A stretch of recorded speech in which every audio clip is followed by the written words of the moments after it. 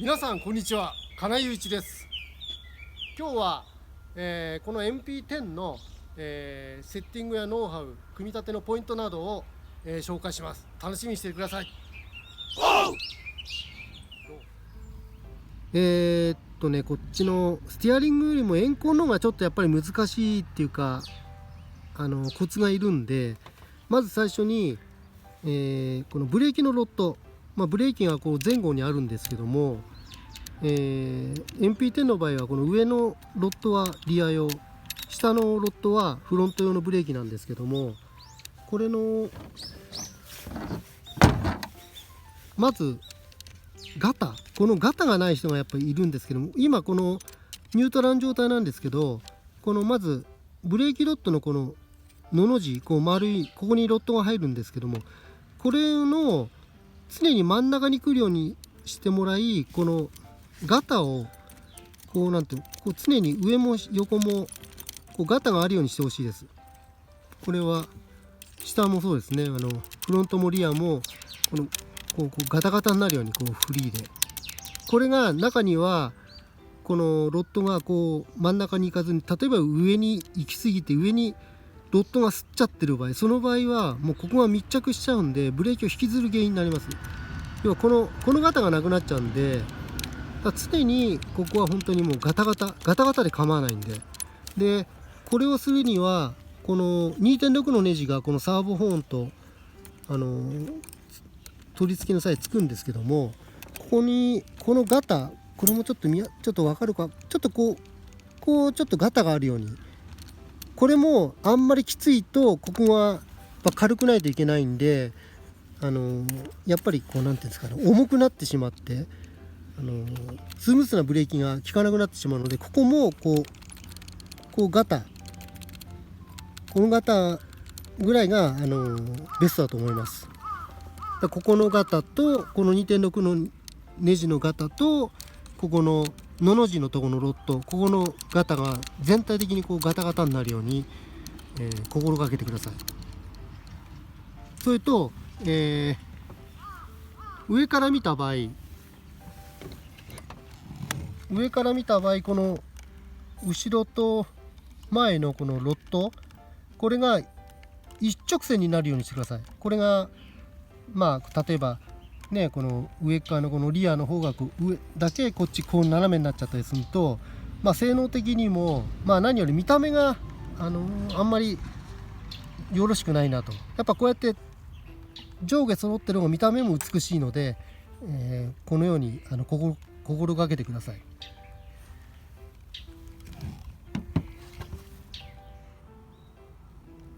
はい、次にこのキャブとのこのリンケージなんですけども、このキャブレターのこのロッド、これのキャブのこのボールとこのサーボホーンのこのカラーの位置、これが高さを合わせてほしいんですね。これ例えばキャブの方がすごく高かったりとかしてしまうと、この動きがすごく渋くなってしまうので、必ずここの高さとこのキャブのボールの高さを合わせてください。そうすることにより、スムーズにロッドが動きます。これも結構重要なんで、必ずここはこの高さとキャブのボールとエンコンサーボの方の、このブッシュの位置、ここは必ず合わせてください、高さを。先ほどこのサーボのこの高さを合わせてくれとか言ってますが、この高さを合わせるためには、各サーボが、サーボによってこの高さが違うんですね。この腰高っていうか、この耳の位置とこのなんていうんだろうな、上のケースの位置が結構ばらつきがありますので、私の場合この双葉さんなんですけども、この場合はこの位置なんですけども、例えばここのサーボの耳、ここの下に、プラスチックのシムが3種類付属してます。 1mm、2mm、3mm だ。そこを、例えばこの高さが合わない場合はここの例えばもっと高さが欲しいっつったらここにシムを入れてもうちょっとサーボの位置を上げてあげるとか、それとちょっちょっと分かりづらいんですけど、ここに今1ミリの黒いワッシャーが入ってるんですね。プラのここの白いブッシュの下にこう入ってるんですけども、これも、キットに3種類入ってます。でこれもサーボのメーカーによってはこの高さがいろいろあるので、ここのさっき言ってるこのガタを取るようにこの最適な位置が取れるようにこのワッシャーで調整してください。だから調整するのはこのワッシャーの種類、このサーボの耳の種類、耳の下に入れるスペーサーの種類か、あとこの白いブッシュが見えるんですけども、これも下から入れてるんですけども、中にはこのブッシュ分が邪魔だっていう時もあるので、その場合このひっくり返して上からこうやる場合もあります。これ本当サーボの種類によって全然高さが違うので、それは各自こう確認してこう常にロッドがこうカタカタなる位置で、調整してくださいかな。次に、ブレーキローター、ブレーキパッドについて説明をさせてもらいます。まずね、ここのクリアランスなんですけども、取説には、ここの寸法、このセンターレフマウントとこのブレーキパッドを止めているこの六角のネジ、これの、長さがだいたい新品の時でだいたい 17.3 って取説には書いてあります。で今ほぼ 17.3 なんですけども、こうする最初はこの寸法なんですけども、だんだんこう使用してるとこのブレーキパッドの方がねだんだん減ってくるんですね。そうするとこのネジのこの位置のまんまだとだんだんここの隙間がだんだん増えてきてちょっとガタガタになってくるので、走るたんびにばらしてこうチェックして、だいたいこの隙間ちょっと本当に見づらいんですけども、本当にコンマ2コンマ1からコンマ2ぐらいかな、この隙間を、つけてください。これがねちょっとこうガタあるの分かるかな。ちょっとこんな感じでガタあるんですが、これがあんまり締めすぎちゃうとやっぱブレーキを引きずる原因になってしまうので、これぐらいですね、ガタが。これを常に走らせた終わって整備するときに必ずここのクリアランスを見てください。結構これ重要です。それで、次にこのブレーキローター、これちょっとオプションのブレーキローターがついてるんですけども、ここのガタですね、ここのガタ、これがあまり使用してくるとこのデフカップとこのローターのガタがだんだんひどくなってきて、中にはもうこうセンターがずれてこんな風に回ってしまうので、そうすると本当にブレーキ引きずるし、いろんなところに干渉していいことないので、あまりひどく減ってきた場合にはもうここも消耗品なので、ブレーキのこのデフカップとブレーキローターを、交換してください。これは本当に重要な部分なので常にチェックしてください。でこのブレーキローターなんですけども、今この僕のやつはこのオプションのブレーキローターなんですけども、これは本当にノーマルの方は最初からついてるブレーキはすごくマイルドに効くんですけども、僕の場合はねブレーキをガツンと効く方が好きなタイプなので、このブレーキは本当に放熱性とフェードがしにく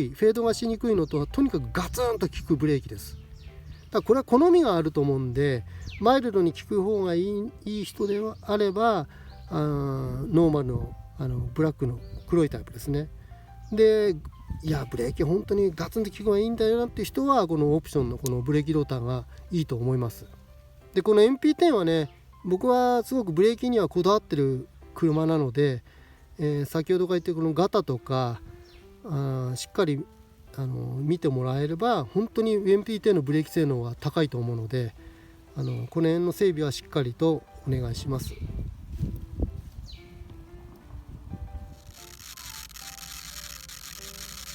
次にキャブのこの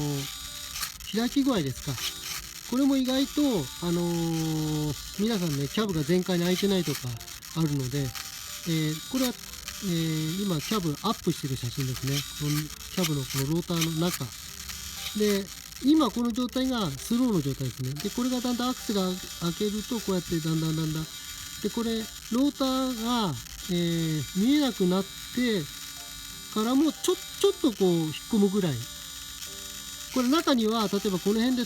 全開にしてもこの辺で止まっちゃってる人もいるし、逆にこのローターが見えなくなってからさらにどんどんリンケッジを開くようにしてる人いるんですけども、それはあんま意味がないので、まあスローからこれ上がって全開で、この状態がちょうど全開の頃ですね。これ以上空いてももうパワー変わんないので、まあ逆にこれぐらい止まっちゃってもパワーが 80% ぐらい止まっちゃうから、もう常に、全開になるようにこうちょうどなんていうんですかね、送信機の方の、開き具合とこのキャブの開き具合が同じようにこんな感じですね。まあ昔はね、中にはこのレース中に燃費稼ぎたいからってわざとこの辺に最高速これぐらい止めてたこともあるんですけども、今はもうあんまりそういうこともなく、もう常にこうやってスロー全開がこの状態になるように、してください。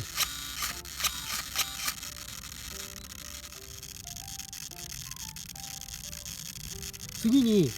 このブレーキ側のこの量ですね、このサーボの振り角の量、これも、たまにこのブレーキの量がすごく少ない人も見かけるので、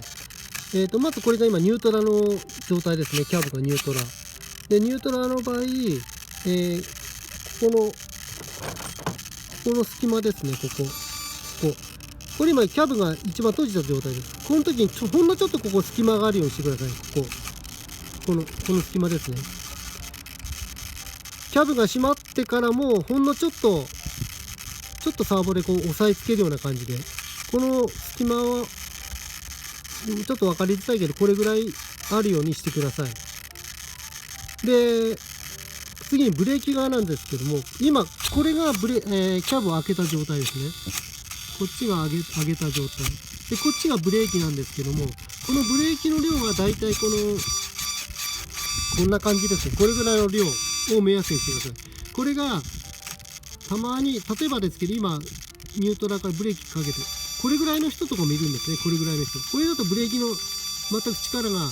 かかってないので、さらにもっともうこれぐらいの目安で、これぐらいじゃあんまり意味ないです。これぐらいじゃあんまり意味ない。これぐらいで、この状態はもうブレーキ、今ニュートラでブレーキがもうこうスルスルにこう動くような、ブレーキ引きずらない状態がニュートラの場所です。で、ちょっとこうやっとだんだんきつくなるんですけども、これぐらいです。これぐらいを目安にしてください。で、たまにここにね、スプレー式のオイルかなんかちょっとオイルをくれてやると、またさらにスムーズに動くようになります。たまにここ渋くなるので、整備の時にここも必ずチェックしてください。